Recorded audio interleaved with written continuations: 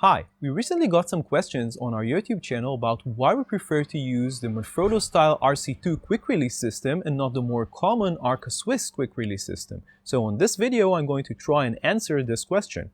We've been using quick releases for years, not just for connecting our cameras to tripods and monopods, but also for connecting almost an endless amount of accessories and DIY projects. There are quite a few types of quick releases on the market. The most well known in the industry and possibly most used is the Arca Swiss type, named after the manufacturer Arca Swiss, although dozens of manufacturers now make compatible products.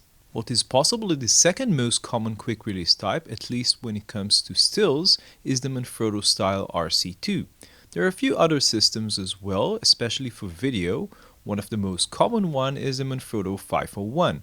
Manfrotto actually has quite a few larger ones as well. So why did we choose the RC2 system over the more common Arca Swiss type? Before I go into this, I would like to briefly show how both systems work, which will help me explain our choice. Typical Arca Swiss quick release system, like the one on this open head, is made out of a plate and a clamp that squeezes the plate into place. In this case, using the knob, which you need to turn about 3 times. The plate, which comes in different sizes, fit inside the rail in the base. Most Arca Swiss systems have a security mechanism which should prevent the plate and your gear from falling out if you tip the head and the clamp isn't fully locked. However, the plate with your gear would still fall forward or backwards a bit, which we don't really care for. The RC2 has a very different working mechanism. The plate has 2 different sides. The forward side is a bit narrower, and when you insert it into the base in the correct orientation and push downwards, a metal pin is pushed inside and the lever automatically locks. No need to actively turn anything.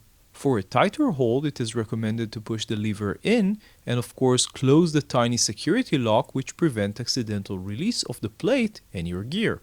Now that we have a better grasp of the way both systems work, here are the main reasons why we prefer the RC2 for most of our uses. Although they are all called quick release systems, we think that for the most part only the RC2 is truly quick to deploy.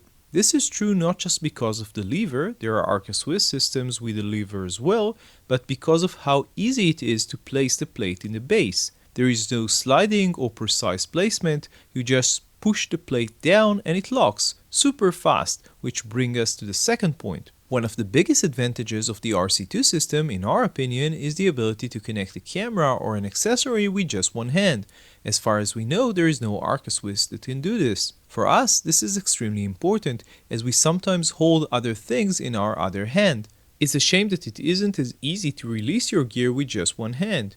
It is possible, especially for people with larger hands, but if you have smaller hands like we do, you can run the risk of your gear falling to the ground. While many quick release systems have a security feature, like we have seen, preventing accidental release of the plate and possibly damage to your gear, the tiny lever on the RC2 proved to be extremely effective and very easy to use. We actually prefer the older, original Manfrotto design of this lever than the one they have implemented on the newer X Pro ballhead, which we shall review very soon here. Finally, if you're going to use just 1 or 2 quick releases, price might not be a huge factor. But if you have 24 accessories, heads, and cameras that you need to connect using quick releases like we do, price starts to be a major factor. While original Manfrotto RC2 units are sold for around $35, you can get very decent third-party knockoffs which worked fine for us for around $7 on eBay. This is a very inexpensive option, especially when you need a lot of them compared to the competition.